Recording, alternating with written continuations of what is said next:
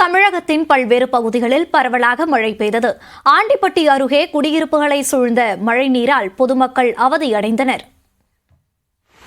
பெரம்பலூர் மாவட்டத்தில் தொடர்ந்து இரண்டாவது நாளாக கனமழை கொட்டியது. பெரம்பலூர் நகர் பகுதிகள், ஆலத்தூர், சிறுவாச்சூர், வேப்பந்தட்டை, கிருஷ்ணாபுரம் உள்ளிட்ட பகுதிகளில் கனமழை பெய்தது.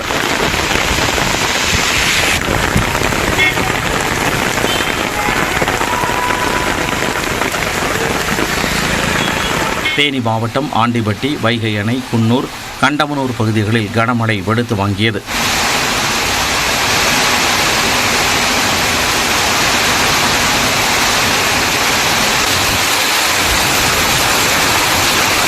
ஆண்டிப்பட்டி அருகே உள்ள சக்கம்பட்டியில் தாழ்வான பகுதிகளில் உள்ள குடியிருப்புகளை மழைநீர் சூழ்ந்ததால் மக்கள் அவதியடைந்தனர்.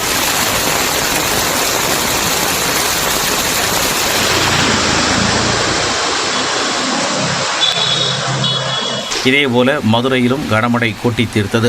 தெற்கு வாசல், சிம்மக்கல், நெல்பேட்டை உள்ளிட்ட நகரின் பல்வேறு இடங்களிலும் கனமழை பெய்தது.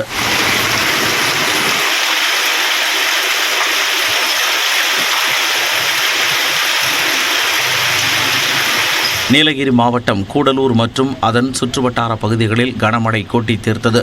மழையால் கடும் குளிர் நிலவியதால் பொதுமக்களின் இயல்பு வாழ்க்கை பாதிக்கப்பட்டது.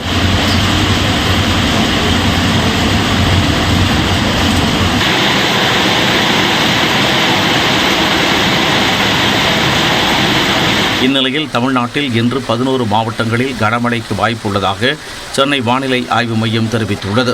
கோவை மாவட்ட மலைப்பகுதிகள் மற்றும் நீலகிரி மாவட்டத்தில் இன்று மிக கனமழை பெய்யக்கூடும் எனவும், திருப்பூர், தேனி, திண்டுக்கல், தென்காசி, ஈரோடு மாவட்டங்களிலும், தருமபுரி, கிருஷ்ணகிரி, சேலம் மற்றும் நாமக்கல் மாவட்டங்களிலும் இன்று கனமழை பெய்ய வாய்ப்புள்ளதாகவும் வானிலை ஆய்வு மையம் கணித்துள்ளது.